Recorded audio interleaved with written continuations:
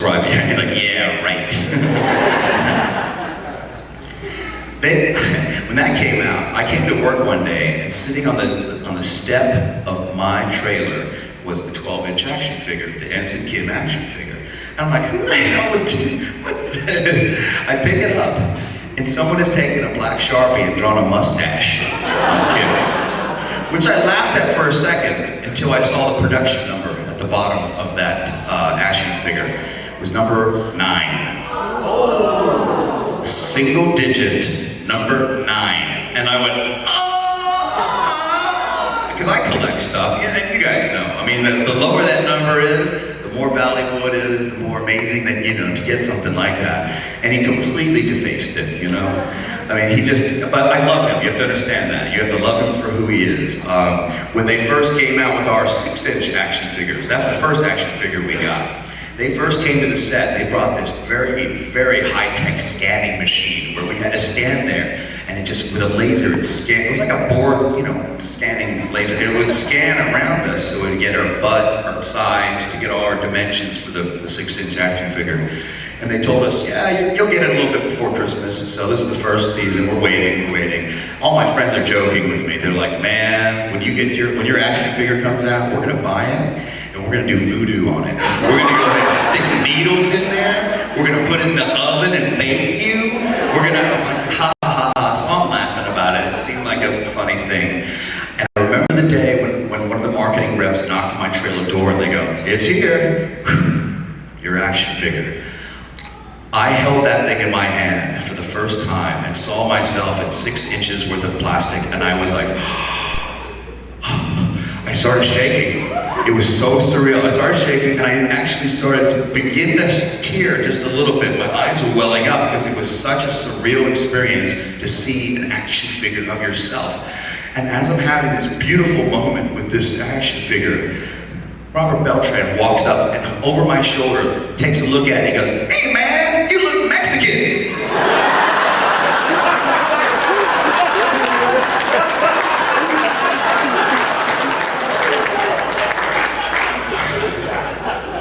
Totally ruined. By Commander Chicote.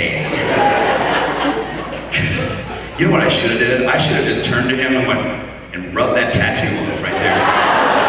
Go back and make up for another hour and get that redone on my nose. Oh my God, he's such a nut. Who saw Janeway here? Anyone saw Janeway? Wasn't she great? Huh? She's something else, huh? She's like a little dynamo, huh? I don't do Janeway.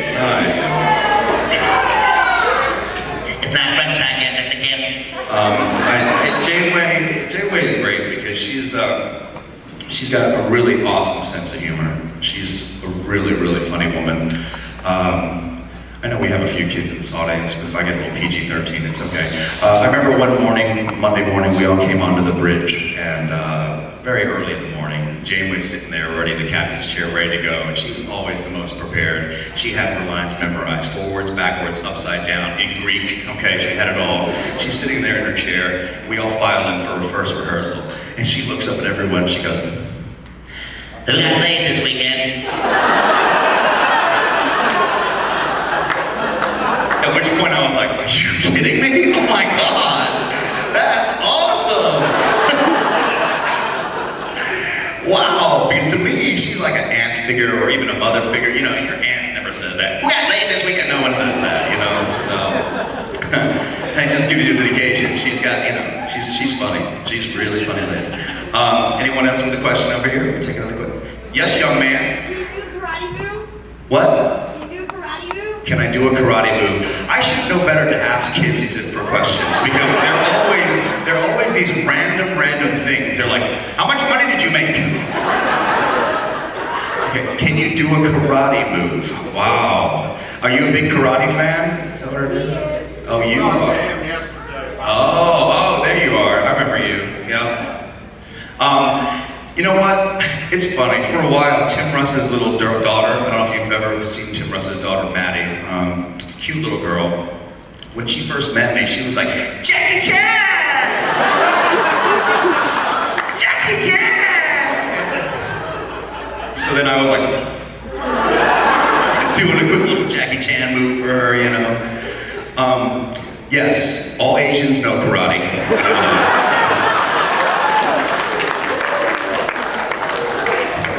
That got me out of a lot of stuff when I was younger. I'll tell you something. Surrounded by boys like, you know I know karate, right? I'm like, oh yeah, that's right, I forgot it.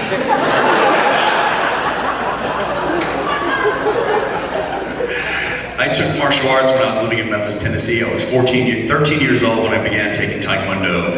The type of Taekwondo I took was called Pasaru Taekwondo. Pasaru Taekwondo was a mixture between Korean karate, Taekwondo, and Chinese Kung Fu. My master, who was Master Kong Ryu, is the same master who taught Elvis Presley. Now, yeah, very cool. If you look on for those of you that are Elvis Presley fans, if you notice on Elvis Presley's private jet, on the tail end of his jet, there's this inscription, not inscription, but a logo. It's basically a T, a C, and a B with a lightning coming down the middle. That stands for taking care of business, and that was our motto from our martial arts school. So it's kind of a cool heritage to have that. Master Ree got Elvis's, as a gift from Elvis, the guitar that he recorded his first album ever with, which was cool. Anytime that late at night, if they would hear strange sounds, they would say, "That's Elvis coming back in to work out in the dojo," you know. But I took that for quite a while actually, and I remember one of the moves that we practiced was called stomping technique. All it was we stood there and they go, and we go, that's it. All you do is just stand. And I was thinking, you know, as a 13-year-old and as a kid, you want to see some like double flip back move kicks, and this is like, how boring is that? And then our master would tell us, he said, okay, the reason why I'm teaching you this, when I was training with my master in the mountains of China, when I would have to have conditioning and training, he would make me run through the forest. And oftentimes there were wild animals in the forest. There were mountain lions, everything. And my master taught me that when you come up to an adversary, whether it's a human being or an animal, sometimes all you need is to take the offensive in the first move, and you don't even have to hit them. All you have to do is just stomping technique, and he would do that, and it would scare away the mountain lions or whatever.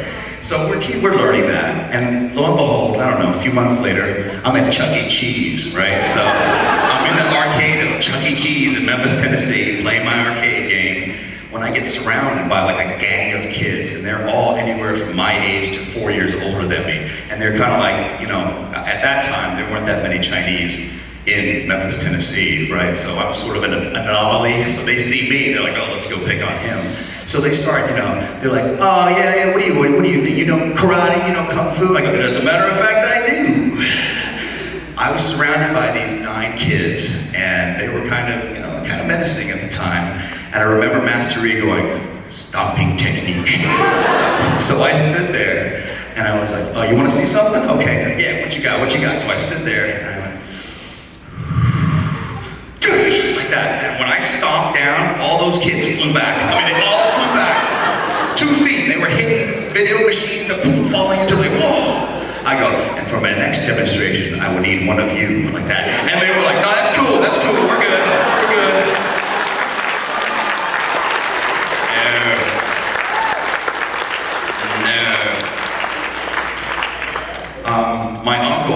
My uncle, it was the youngest general in Taiwanese military history, and he's really just an amazing fellow. He, when he was young, he was known as the, kind of like a bad apple, let's put it that way.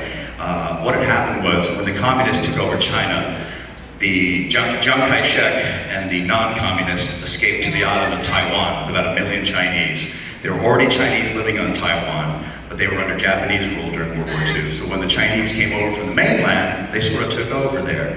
And there was a lot of fights, or a lot of things going on between the native Taiwanese Chinese and these new immigrant Chinese that showed up, including everywhere from politician adult level down to young kids. So my uncle was this brawler that got into street fights all the time.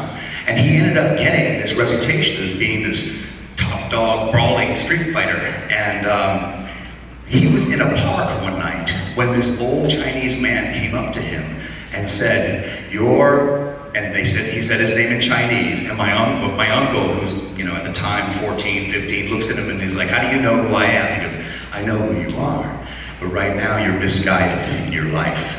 You're out there starting fights, fighting people, beating people up, but your heart is truly gold, and I'm going to teach you what I need to teach you so that you will become the peacemaker, not the fight starter. This is true stuff. It's crazy. And he had like I'm going to embellish, he had a long white flowing beard, white clothes, and so the guy looked at my uncle, he said, come to the park every night at midnight, and I will teach you, I will train you.